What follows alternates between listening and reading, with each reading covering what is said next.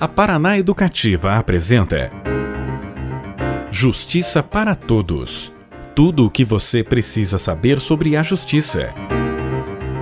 Um programa produzido pela Associação dos Magistrados do Paraná.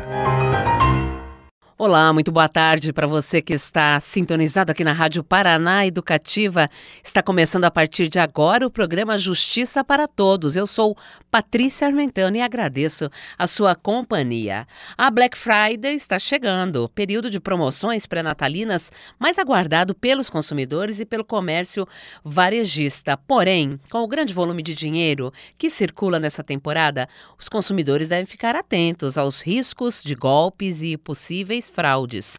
Nós vamos conversar sobre este assunto com dicas para você, consumidor, de como aproveitar a Black Friday com o advogado, mestre e doutor em Direito pela Universidade Federal do Paraná, Dr. Frederico Glitz. Eu quero cumprimentá-lo. Seja bem-vindo, Frederico. Obrigada pela sua disponibilidade. Olá, Patrícia. Eu que agradeço. Bom, para começar a nossa conversa, então, o nosso ouvinte entender melhor, Frederico, o que é realmente a Black Friday? A Black Friday é uma proposta do comércio norte-americano de fazer uma espécie de queima ou de estoque ou de promoções no período pré-natalino, né? E depois ela é seguida de uma segunda-feira em que são realizadas trocas e é feita aquela queima final dos produtos. Aqui no Brasil ela foi pensada principalmente para atrair, obviamente, a questão da promoção, atrair o consumidor, né? Uhum. E também ela meio que coincide com a questão do 13º. Então é uma iniciativa do comércio para tentar trazer esses valores que já estão sendo pagos para o comércio e aquecer as compras para o Natal. Qual a vantagem de comprar na Black Friday? Patrícia, depende muito do que está sendo proposto, né? Sim. A ideia original é de que seja feita uma avaliação dos preços antes dela e durante esse período, né? Então, nos Estados Unidos, de fato, existe aí uma proposta de queima. Os preços são efetivamente reduzidos porque há uma troca de linha normalmente. Então, é um período de queima de estoque.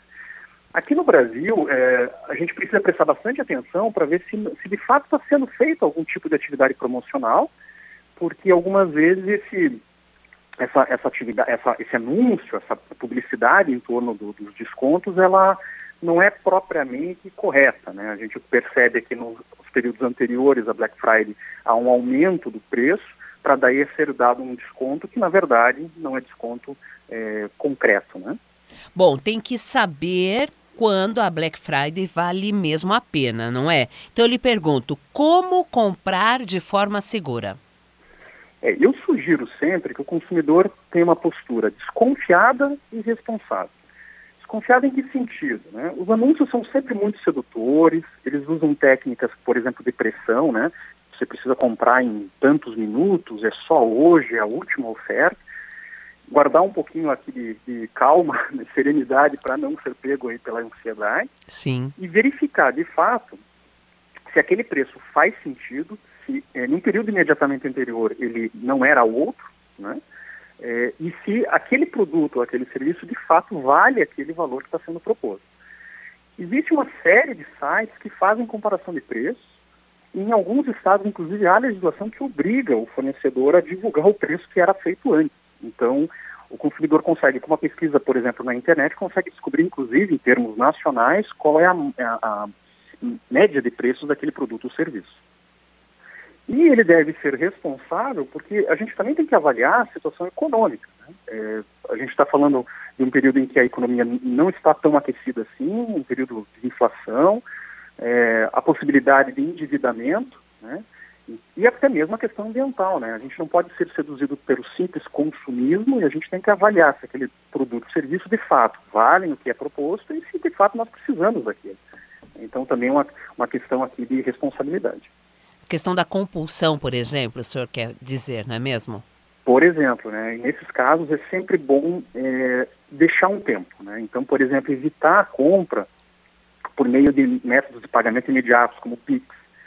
Algumas vezes você faz, por exemplo, um boleto e paga ele por vencimento e você tem um tempo para eventualmente pensar melhor e cancelar aquele pagamento. Uma outra técnica que se usa é colocar lá no carrinho da compra online e deixar uns 2 dias pensando se de fato aquilo ali me convém, se o serviço ou o produto são necessários, se você tem a condição de adquiri-los naquele momento. Então são formas de se evitar a compulsão, né? O impulso por comprar. Até porque a Black Friday, ela normalmente acontece na última sexta-feira do mês, não é mesmo? Mas a gente já consegue perceber que durante todo o mês de novembro há promoções acontecendo. Sim, elas são anunciadas, é uma Black Friday que dura um mês inteiro, existe a pré-Black Friday, e assim a gente vai tentando ampliar esse espaço de vendas, e esse espaço em que o consumidor está mais sensível à publicidade, mas de fato ele precisa prestar bastante atenção para ver se ele não está sendo iludido por uma mera publicidade, se ele está comprando um produto ou um serviço que estão num preço mais atrativo, se estão sendo oferecidos em condições melhores nesse momento específico. Então, como o senhor falou há pouco, vale a pena o consumidor pesquisar o produto mais barato, pesquisar os preços antigos dos produtos. Há os sites em que se pode fazer essa pesquisa, não é mesmo? Sim, existem sites que fazem essa comparação. Hoje a gente consegue ter uma ideia, inclusive, da média nacional de preços, fazendo a pesquisa não só nas plataformas de compra tradicionais, mas também naquelas plataformas que fazem o marketplace. A gente consegue verificar até mesmo o histórico de venda daquele fornecedor, a sua reputação, por exemplo, em sites como um Reclame Aqui, ou mesmo nessas plataformas, na avaliação do histórico de atendimento deles. Então a gente consegue ter um cenário bastante completo, claro, desde que seja feita essa investigação, de como aquele produto, aquele serviço, qual é a qualidade deles e como que é o atendimento do fornecedor em relação ao que é proposto, né, ao que ele faz a publicidade. Uhum. Há, inclusive, ocorrências e reclamações junto aos órgãos de defesa do consumidor no Brasil, não é mesmo, doutor? Com relação a outras edições da Black Friday. Sim, isso é bem comum. Até você tem a brincadeira que algumas vezes a Black Friday é uma Black Fraud. E o que se quer dizer com isso? Desde a qualidade do produto estar sendo maquiada, o desconto não ser verdadeiro, anúncios de produtos que não serão entregues. E aí o sistema de defesa do consumidor, ele tem um espaço muito aberto ao consumidor para ele poder fazer desde a reclamação até buscar eventualmente o reembolso do valor que ele despendeu. Então, por exemplo, quando a gente está diante de um caso de fraude, de clonagem, enfim, de alguma situação que é mais próxima do crime, é bastante difícil que o consumidor consiga se reembolsar. Então, nesses casos, é melhor que ele se previna do que efetivamente remediar a situação. Mas se ele eventualmente for atingido por essa situação, ele deve, por exemplo, procurar a delegacia especializada, até mesmo de crimes informáticos, por exemplo, para fazer a denúncia. Isso, no entanto, serve mais para punição, para investigação e punição. O PROCON também tem esse papel. Aqui no Paraná ele é muito ativo, tem uma atuação muito boa, mas ele também faz essa avaliação, né, de uma eventual prática abusiva, de algo que prejudica o consumidor no sentido geral. Inclusive os sites do PROCON, por exemplo, o PROCON de São Paulo também faz isso, tem uma lista de fornecedores que são não recomendados. Isso ajuda também o consumidor a avaliar aquele consumo dele. E claro, se ele eventualmente consegue identificar o fornecedor, ele foi vítima menos de uma fraude, mais, por exemplo, de algo que perca a qualidade, uma cobrança irregular, etc., ele consegue utilizar desde o sistema consumidor.gov.br, de atendimento que as próprias empresas prestam a ele, como também o judiciário, por exemplo, pela figura dos juizados especiais. Correto. Esses são os caminhos, então, caso o consumidor se sinta lesado ao comprar um produto durante a Black Friday. Isso. Ele deve avaliar também, obviamente, o custo de tudo isso, né? Sim. E isso deve ser feito de forma, inclusive, prévia, né, ao consumo. Então, o consumidor ele não pode se iludir efetivamente apenas com a publicidade, ele tem que dar uma olhada em quem é o fornecedor, se o produto vale aquilo, se aquilo que está sendo prometido a ele pode ser cumprido. E, claro, se ele conseguir identificar até mesmo a reputação daquele fornecedor, isso tudo ajuda a prevenir riscos, né? Caso esses, no entanto, venham a se concretizar, eles venham a sofrer algum dano, ele tem portas abertas nesse sistema bastante amplo de proteção ao consumidor para fazer sua reclamação e, eventualmente, efetivar um direito seu. Doutor Frederico, quais produtos valem a pena, por exemplo, na Black Friday? Isso vai depender muito do período econômico que a gente está vivendo e do final de linha, né? Então, normalmente, o que se avalia aqui é que são produtos que tendem a ser trocados, que tendem a se tornar antigos.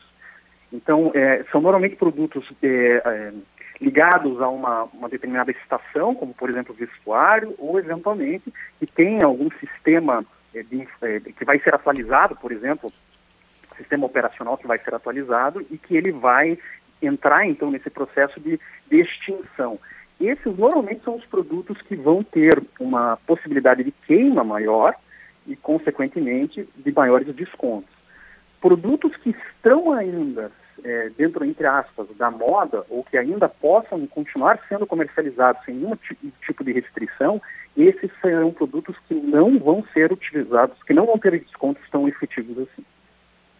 Qual o pior erro que o consumidor pode cometer na Black Friday? Me parece que o pior erro é acreditar em uma ilusão, né? É deixar o desejo tomar conta de uma decisão que deve ser racional. A gente costuma dizer que desejo sempre é caro. A gente precisa avaliar efetivamente a necessidade e a oportunidade que está sendo dada. Se você deseja algo, você tende a pagar mais caro por ele. Se a decisão, no entanto, é racional, ela é objetiva, a avaliação segura esse ímpeto de adquirir sem tanta razoabilidade. É preciso, então, por exemplo, desconfiar de preços muito baixos, ofertas milagrosas, ganhos fora do comum, que seriam possíveis ciladas, digamos assim, para o consumidor? Perfeito, Patrícia. E não só no período de Black Friday, né? Em todo o período. Uhum. Aquelas promessas de ganhos, os links que são encaminhados por mensagem ou por SMS, as promessas milagrosas e efeitos que são absolutamente irreais, estas se enquadram naquela ilusão que eu falava antes. Então, assim, eu lembro de um caso em especial, que foi um link que circulou durante algum tempo nos meios de comunicação, que era, você fazia um cadastro para ganhar um iPhone, salvo engano. E, nitidamente, o que estava sendo feito era a coleta de dados para a aplicação de golpe, né? Então, a pessoa precisa desconfiar dessas noções muito gerais de um ganho muito rápido e muito fácil, porque normalmente elas vêm anexas, com elas vem uma possibilidade de golpe ou, eventualmente, de uma fraude. Correto. E, por exemplo, se o consumidor fez a compra e depois desistiu da compra, ele pode fazer essa desistência? O Código de Defesa do Consumidor protege o cidadão? Sim. O que o Código de Defesa do Consumidor estabelece no artigo 49 é que ele tem um prazo de 7 dias, se ele fez a aquisição fora do estabelecimento empresarial, então não fez na loja, por exemplo, e ele pode desistir sem custo nesse prazo de 7 dias. Alguns estabelecimentos, inclusive, fazem uma ampliação disso. Então, é muito comum que você vá até, por exemplo, uma loja e o vendedor lhe diga, olha, você tem tantos dias para avaliar. Então, para além da lei, para além da proteção dos 7 dias quando você compra fora do estabelecimento empresarial, por exemplo, por site, por exemplo, correspondência, enfim, existe também o aplicável essa oferta, essa condição especial que eventualmente o lojista faz. Então o consumidor deve prestar atenção, deve fazer as perguntas necessárias e este prazo não se confunde com garantia. Então, além desse prazo, você tem ainda a garantia em relação ao produto e o serviço, obviamente. Qual tipo de compra é mais seguro e mais vantajoso para o consumidor? Nas lojas físicas ou nas compras online? Olha, Patrícia, isso vai depender de várias condições, né? Então, a primeira é a questão da vulnerabilidade, o conhecimento que o consumidor tem, por exemplo, para realizar uma compra online.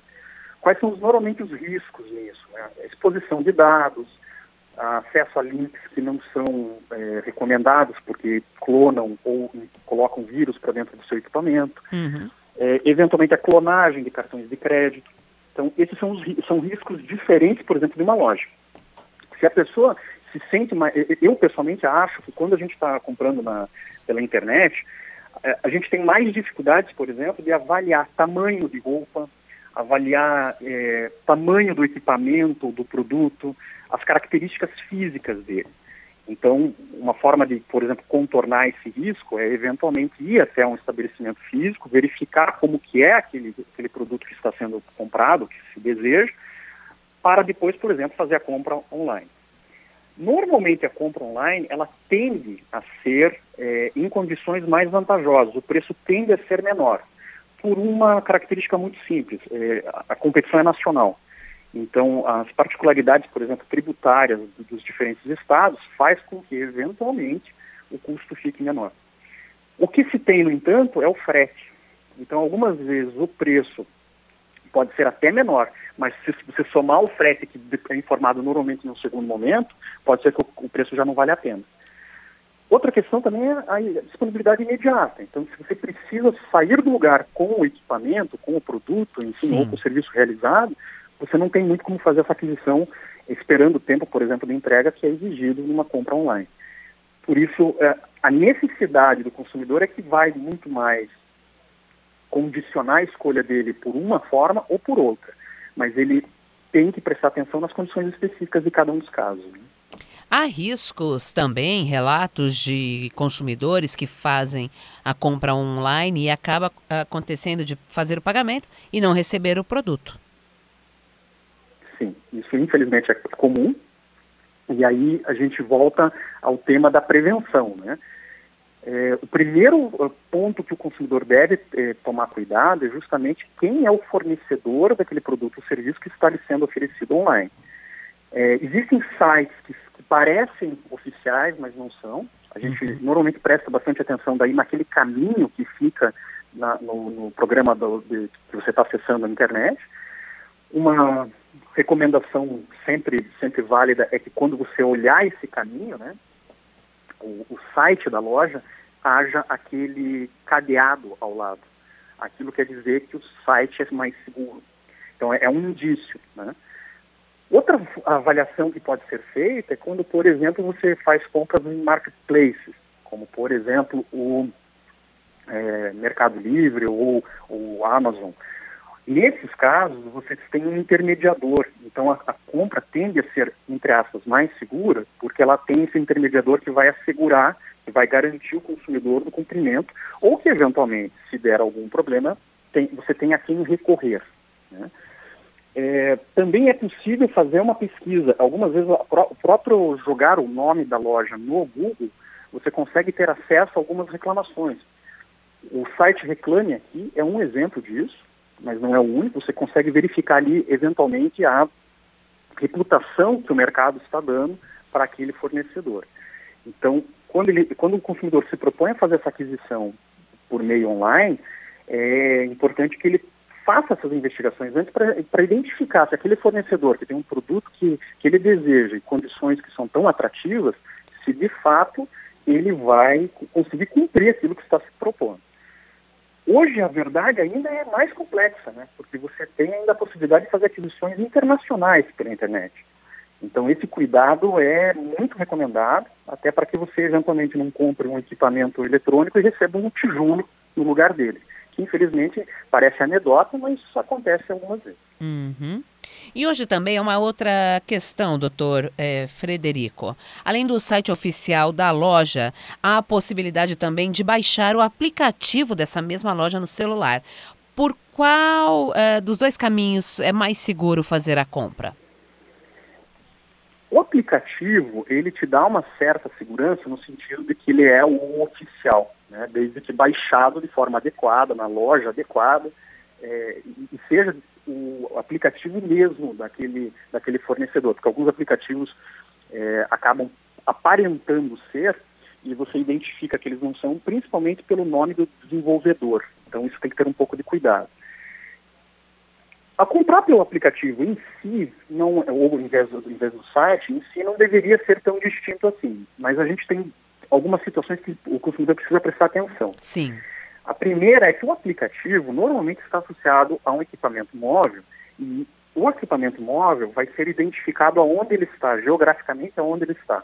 E isso pode, algumas empresas fazem, infelizmente, o uso disso, a mudança do preço a partir do equipamento de acesso e da localização em que o aplicativo é utilizado. Então é possível, por exemplo, que você tenha variação de preços.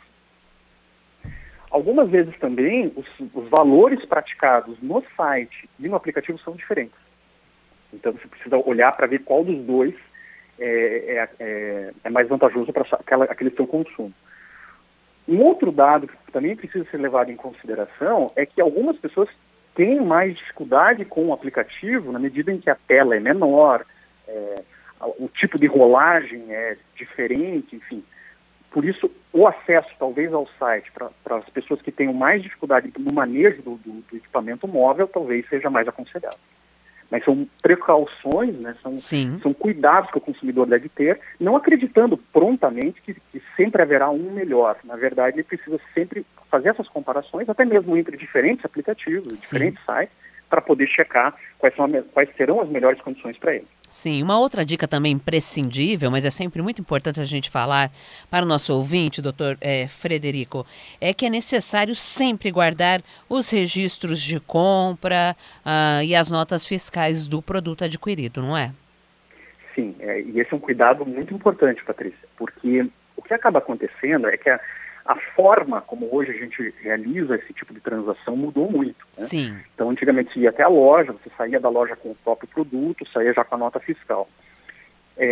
Hoje, a gente vai precisar depender de, por exemplo, documentos que são eletrônicos, né? Então, troca de e-mails, comunicação, por exemplo, por um WhatsApp, uma nota fiscal eletrônica. Então, o consumidor deve, sempre que fizer essas tratativas, guardá-las todas. E é importante que não sejam apenas prints, né? É muito comum que a pessoa bata um print da comunicação que fez, por exemplo, no celular e apague a conversa. Por que isso não é suficiente? Porque o print é só uma fotografia, né? É só uma imagem, que pode inclusive ser adulterada. Então você precisa manter a conversa, você precisa manter os arquivos para que, caso seja necessário alguma providência de investigação, por exemplo, ou alguma prova judicial, esses arquivos sejam acessáveis e possam ser utilizados nesses procedimentos. Sim.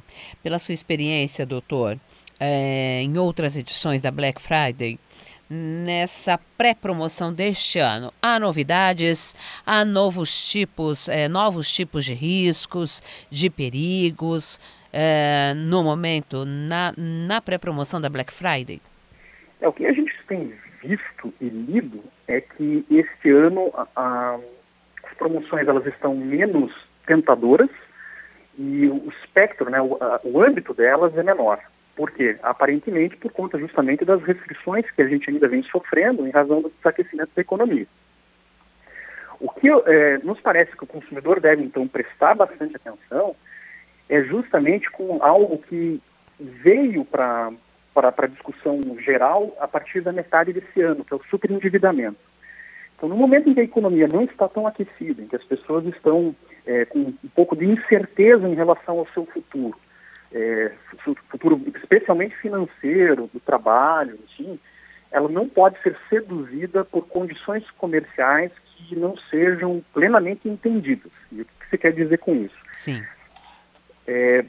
O consumidor ele não pode pensar apenas, por exemplo, quando ele faz uma aquisição, do ponto de vista da sua fatura mensal, né, daquilo que cabe numa parcela no mês. O orçamento dele não deve ser pensado de forma tão momentânea assim. O que ele deve levar em consideração é que num futuro não tão longe assim, por exemplo, 12 meses, muita coisa pode acontecer. Eventualmente ele possa passar por algum tipo de dificuldade no pagamento.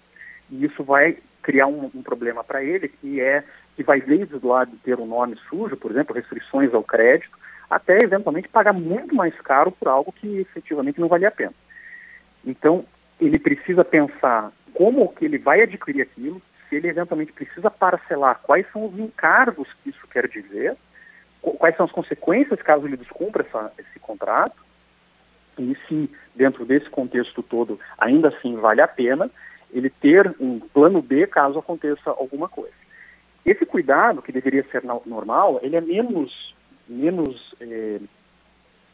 ele é menos importante, digamos assim, ou menos relevante quando a economia está muito aquecida, quando as condições de empregabilidade são muito boas, porque de alguma forma você consegue trocar a relação. Mas, numa situação em que a gente beira a recessão, isso deve ser levado com mais ponderação e com mais cuidado. Algumas pessoas aproveitam o período como uma oportunidade, doutor, de realizar um sonho antigo ou comprar algo que requer um aporte mais alto, como trocar alguma mobília da casa, um eletrodoméstico mais caro do que o orçamento permite. Eu lhe pergunto, vale a pena pegar empréstimo na Black Friday?